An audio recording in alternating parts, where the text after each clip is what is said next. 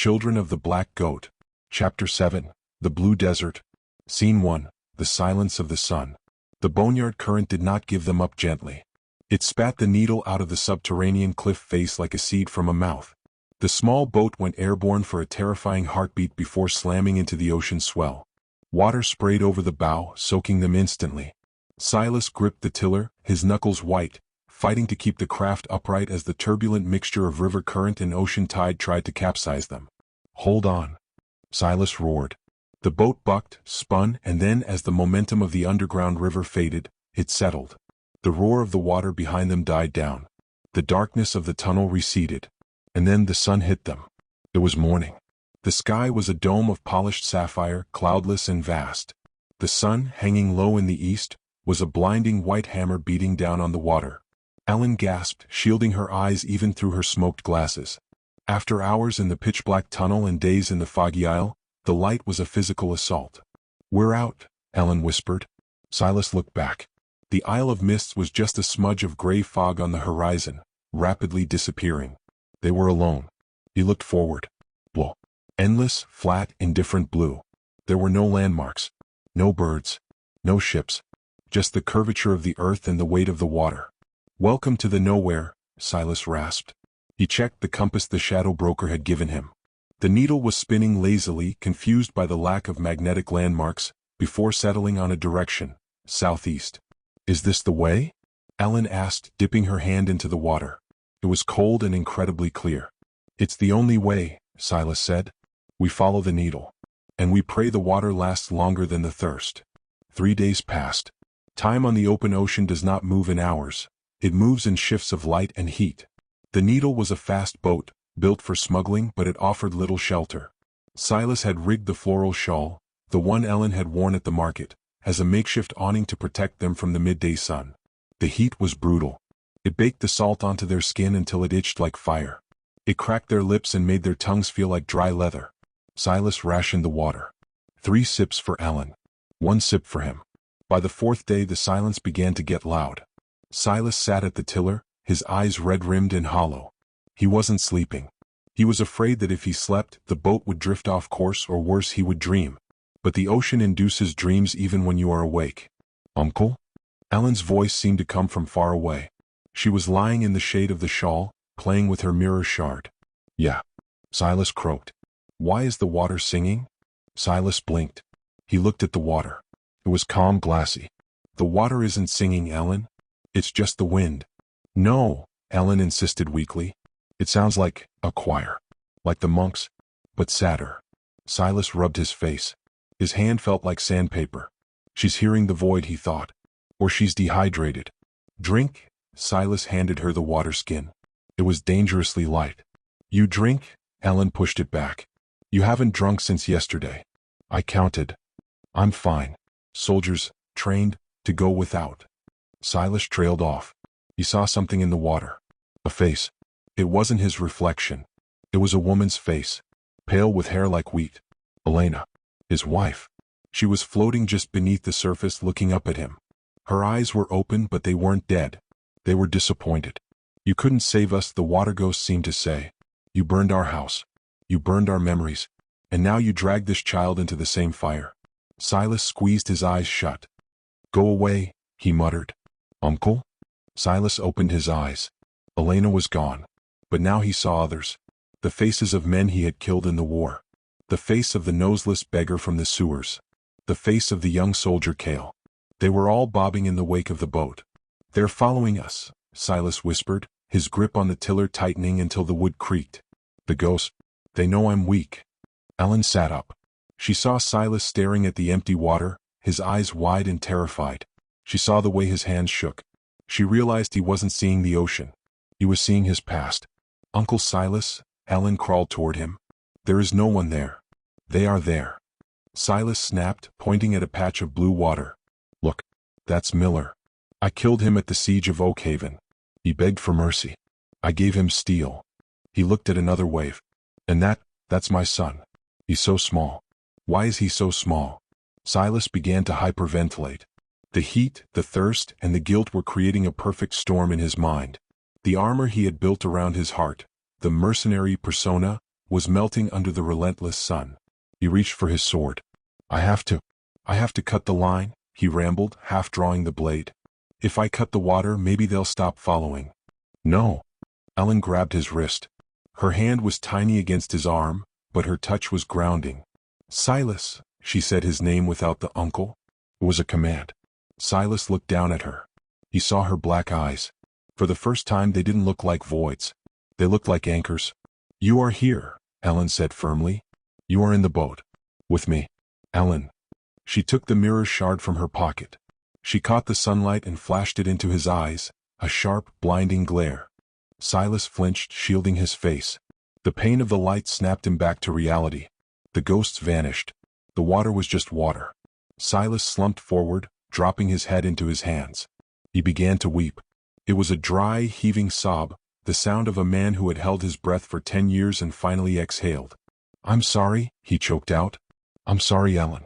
I'm broken. I'm just a broken old dog. Elin didn't say anything. She didn't offer empty comfort. She opened the water skin. She poured water into her hand. She reached out and wiped Silas's face. The cool water washed away the salt and the tears. Mr. Oren said the snow covers everything equally, Elin whispered. The ocean washes everything equally, Silas. The blood is gone. It's just salt now. Silas looked at her. How can you look at me? He asked. You see what I am. You have those eyes. You see the darkness in me. I see the darkness, Elin admitted. She put her hand on his chest, right over his heart.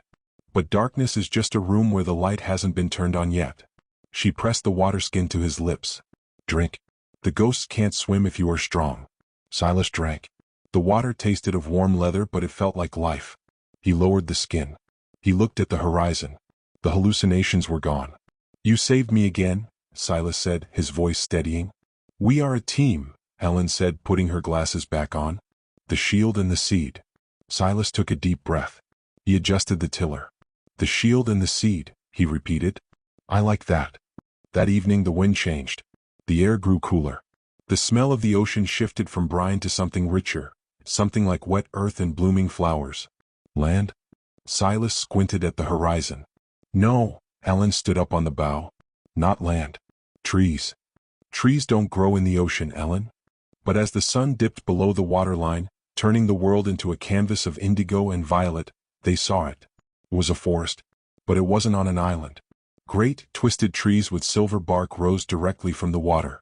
Their roots were tangled knots floating on the surface, creating a massive organic raft that stretched for miles. The leaves were luminescent, glowing with a soft, bioluminescent blue light. The drifting mangroves, Silas breathed. I thought they were a sailor's myth. It's beautiful, Elin whispered. It sinks. The whole forest is singing. Silas steered the needle toward the floating forest. The water here was calm, protected by the massive root systems.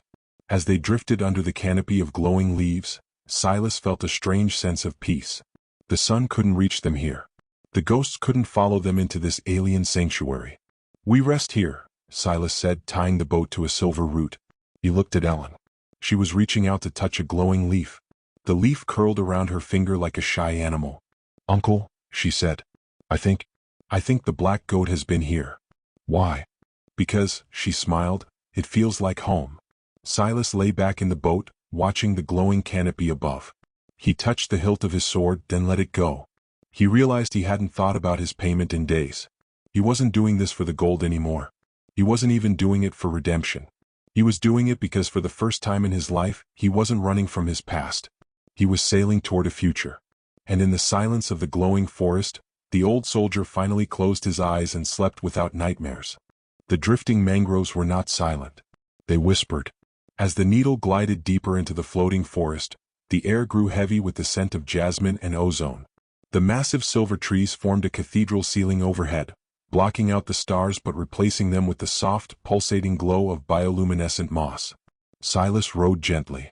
The water here was still, black as oil and perfectly reflective. It felt like they were floating through the sky. We need fresh water, Silas whispered, his voice sounding too loud in the hush. The salt has dried me out.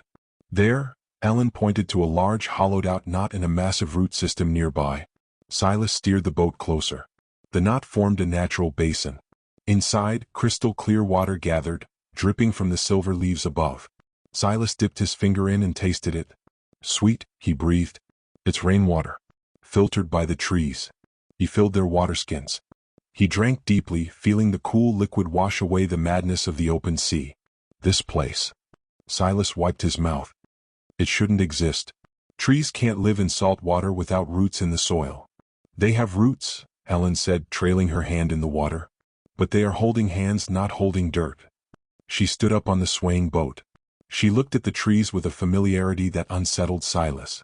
They are waiting for us, she said. Waiting? Silas rested his hand on his sword. Who? Not who. The trees.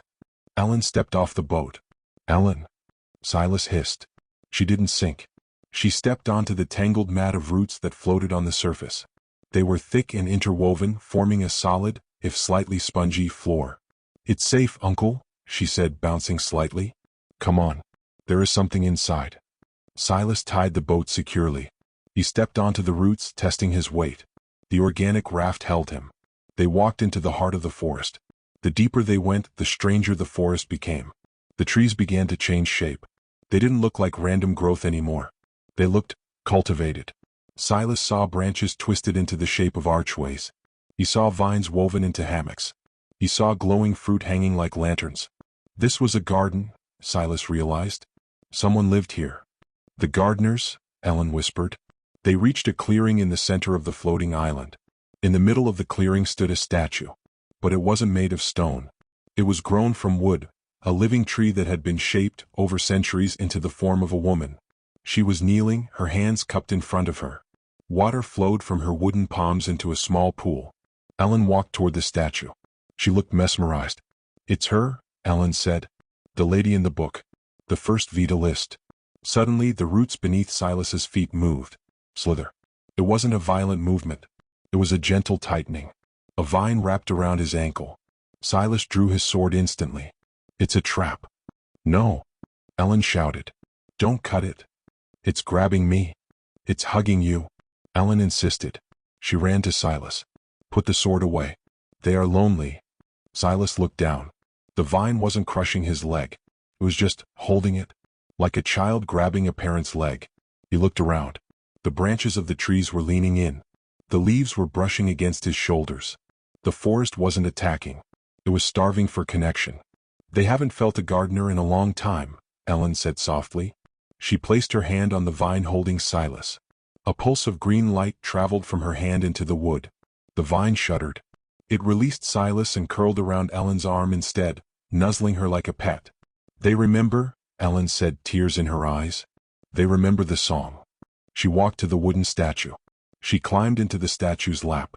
As soon as she touched the wood, the statue's eyes, knots in the bark, opened. They glowed with a soft amber light. A voice resonated in the clearing. It didn't come from a mouth. It came from the vibration of the wood itself. Return? Silas stepped back, awestruck. It speaks. The seed returns. The statue's wooden fingers moved, gently stroking Elin's hair. Hello, Elin whispered. I am Elin. We waited. Drift. What is this place? Silas asked, addressing the tree. Raft. Lifeboat. For. Green. Day. Land. Burn. We. Remain. Silas understood. This wasn't just a magical anomaly. It was an ark. Just like Zenith had built the bone tower to escape into the void, the ancient Vitalists had built this floating forest to survive on the ocean. 2 different ways to survive the end of the world. One by leaving it, one by becoming it. We need help, Elin said to the statue. We're going to the origin. To the place where the black goat sleeps. The statue creaked. The amber light pulsed rapidly. Dangerous. The origin. The world. We have to go, Elin said firmly. To close the door. The statue was silent for a long moment.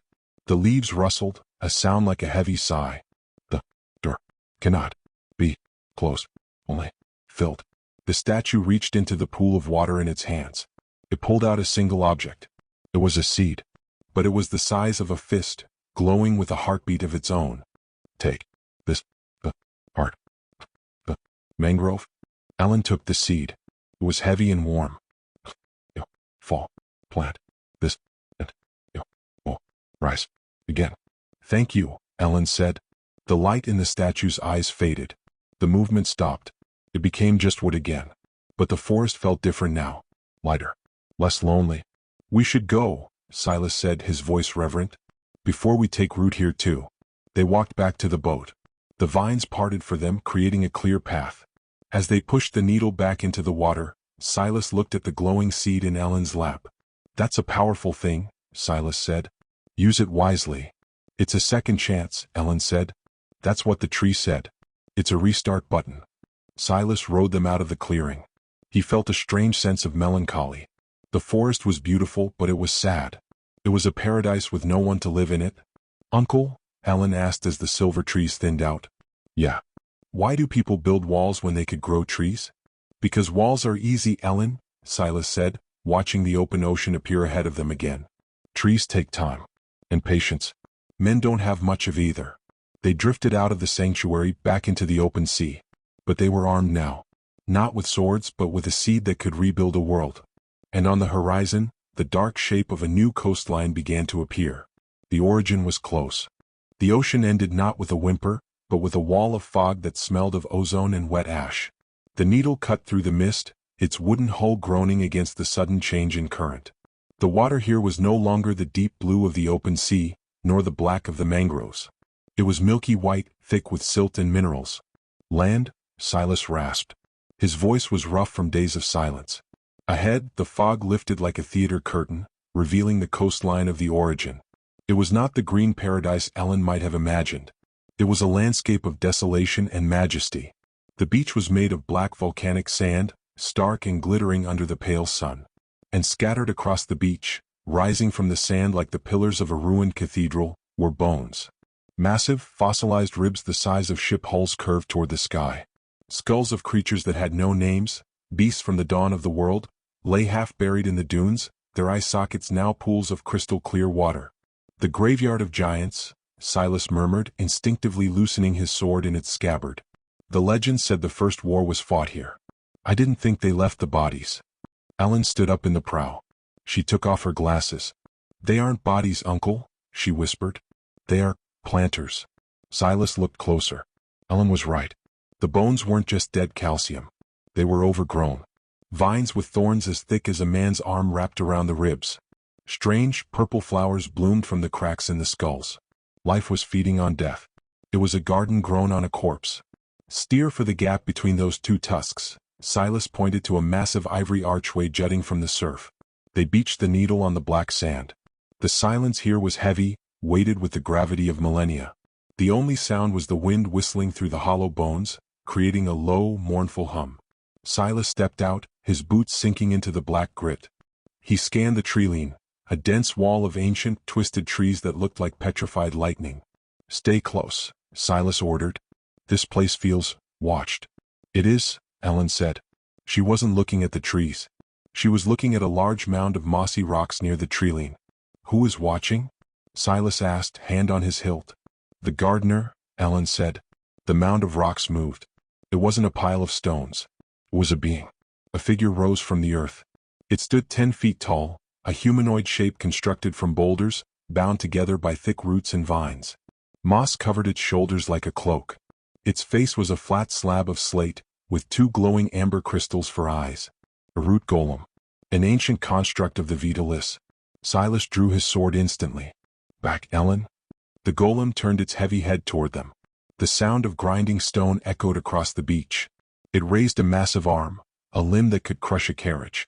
Silas braced himself. He knew he couldn't kill this thing, but he would die trying to buy Elin time to run. But the golem didn't strike. It pointed a stone finger at a small patch of sand near Silas's boot. Silas looked down.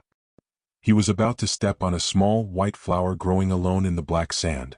The golem made a sound, a low rumble like distant thunder. It was a warning. Watch your step. Silas froze. He slowly pulled his foot back. The golem lowered its arm. It went back to what it was doing, carefully pruning the dead leaves from a vine growing on a giant's rib. It's not a soldier. Elin walked past Silas, fearless. It's a gardener. Elin. Silas hissed. Elin walked right up to the 10-foot monster. She reached into her pocket and pulled out the glowing seed, the heart of the mangrove she had been given. She held it up. The golem stopped its work. It leaned down, its stone face inches from Elin. The amber eyes pulsed. Seed. The voice vibrated in the ground beneath their feet. Long time. I brought it back, Elin said. To the origin. The golem extended a hand. A small bird was nesting in the moss on its thumb. It didn't touch the seed. It gestured to the forest behind it. The door is open, but the house is empty. Where are the others? Elin asked. The other gardeners? Sleeping. The roots? Waiting. For spring? Silas sheathed his sword. He walked up beside Elin, feeling infinitesimally small next to the ancient construct. What is this place? Silas asked the stone giant. The golem looked at Silas. It didn't seem to perceive him as a threat, but rather as a fleeting mayfly, something temporary and fragile. This is the wound, the golem rumbled. It pointed to the center of the island, where a massive mountain peak had been sheared off, leaving a flat plateau. Above the plateau, the sky swirled with unnatural colors. Here, the void touched the earth. Life did not die. Life adapted. The church calls it corruption, Silas said. They call winter death, the golem responded slowly. They do not understand. The cycle. Rot feeds the root. Root feeds the tree. Tree feeds the sky. The golem turned back to its pruning. Go, child. Wait, the sleepers, or join them. Elin looked at Silas. We have to climb the mountain, she said. Silas looked at the sheared peak. It was a long climb, and he was tired. His bones ached with a fatigue that went deeper than muscle. We rest first, Silas said. We can't climb a mountain on empty stomachs. They set up camp in the shelter of a giant rib cage. Silas made a small fire, careful not to burn any living wood, under the watchful gaze of the golem. They ate the last of their dried meat. Uncle, Elin said, watching the sunset paint the white fog with streaks of blood red. Yeah. The golem said they are sleeping. Waiting for spring. Yeah. Do you think people are like that too? She asked. When they die, are they just waiting for spring? Silas looked at the fire. He thought of his wife. He thought of the young soldier Kale. I don't know, kid, Silas admitted. The church says good people go to the light and bad people go to the dark. But out here, amidst the roots, maybe it's simpler. Maybe we just go back into the dirt, Elin said, touching the black sand, and become flowers. I'd like that, Silas smiled wearily. I'd like to be a tree. Something quiet. Something that doesn't have to fight. You would be an oak, Elin decided. Hard bark, but good shade. Silas chuckled. An oak. I'll take it. He leaned back against the fossilized bone. Sleep, Elin. Tomorrow we climb. And we finish this. Silas woke up to a sound he knew too well. It wasn't the wind. It wasn't the golem. It was the distant, rhythmic thump-thump-thump of heavy machinery. He sat up, kicking the fire out instantly. Elin, he whispered. Wake up. He crawled to the edge of the dunes and looked out at the sea. The fog had cleared in the night. The moon was full, casting a silver road across the water. And on that road a fleet was approaching. Not one ship. Five ironclad hunters of the Inquisition. They were black silhouettes against the moonlight, smoke pouring from their stacks. They moved against the wind, powered by their unholy engines. And leading them was a massive flagship. A floating fortress of iron and gold. The cathedral ship. They found us, Silas whispered, a cold dread settling in his stomach. How did they find us? Then he saw it. High above the island, circling in the night sky, was a mechanical bird. A construct of silver and glass. A scout drone. The magic, Silas realized. When you use the seed in the mangrove, the resonance, they tracked the echo. The lead ship fired a flare. A red star shot into the sky, hanging over the island, bathing the black sand in the color of blood. The invasion had begun. Uncle? Elin was standing beside him, clutching her mirror shard. She was trembling. They are here, Silas said, standing up and drawing his sword. The wolves have come to the garden. He looked at the golem. The giant construct was standing by the treeline, staring at the ships. Its amber eyes pulsed with a slow, angry light. Iron, the golem rumbled. They bring iron. Can you fight them? Silas asked the giant. I, Gardener, the golem said. I, prone. Weeds. The golem reached into the ground. It pulled up a massive boulder as if it were a pebble. And, Silas looked at Elin. We have to move, he said. We have to get to the origin before they land. If they take the mountain, they take the world. But there are so many, Elin whispered, looking at the fleet. Numbers don't matter now, Silas said, his voice hardening into the steel of the soldier he used to be. All that matters is who gets to the top first. He took her hand. Run, Elin. Run like the wind. They sprinted toward the treeline as the first cannon shot whistled through the air, shattering the silence of the ancient coast.